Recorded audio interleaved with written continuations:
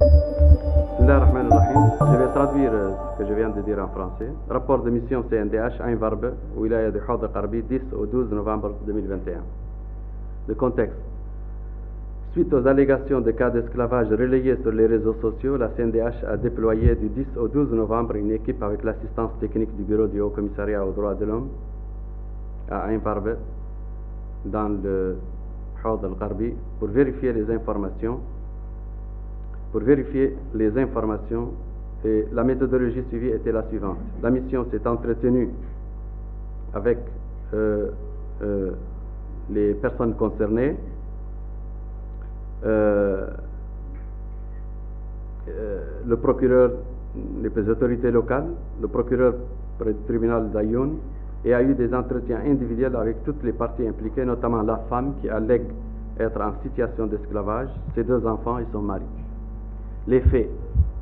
C'est la situation d'une femme de 39 ans qui allègue être en situation d'esclavage car sa pièce d'identité est retenue par son ancien maître, la privant ainsi des subsides versés par la fondation Ta'ahur, la délégation Ta'azur. Elle allègue également que ses 2 enfants sont retenus par son ancien maître. Conclusions et recommandations.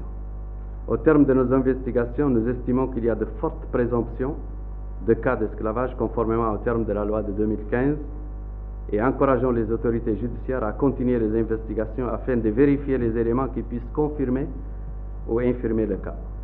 Nous notons avec satisfaction la diligence avec laquelle les autorités judiciaires ont réagi pour répondre promptement au cas.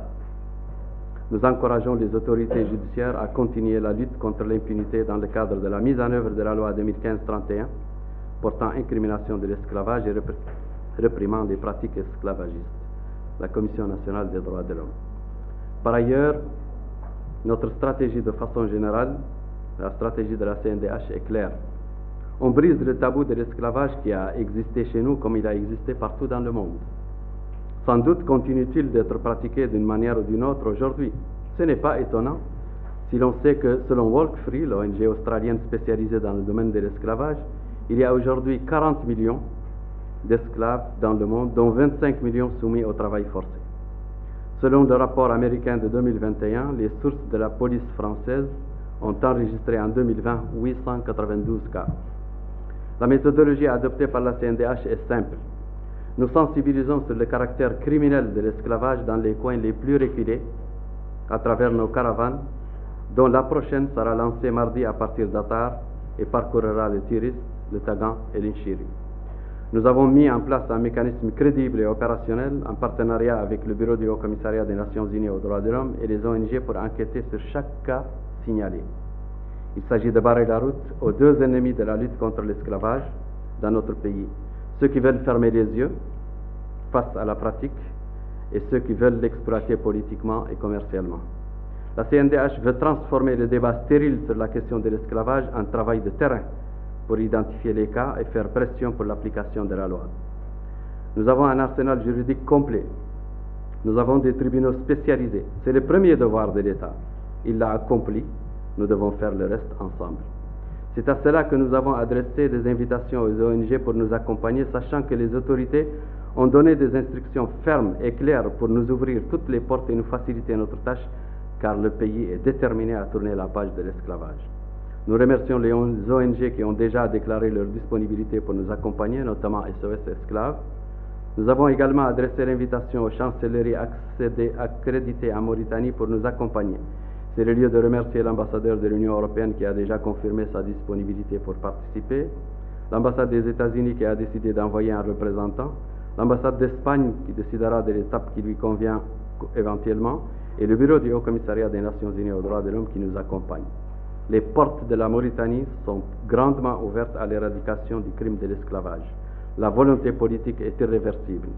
À l'adresse du gouvernement, nous présentons nos vifs remerciements pour les efforts fournis dans le cadre de la lutte contre l'esclavage, qui ont été salués par le dernier rapport américain sur la traite des êtres humains, qui ont également été salués par la haute commissaire aux droits de l'homme des Nations Unies dans son dernier discours, et le rapporteur spécial contre l'esclavage qui visitera la Mauritanie incessamment à l'invitation du gouvernement.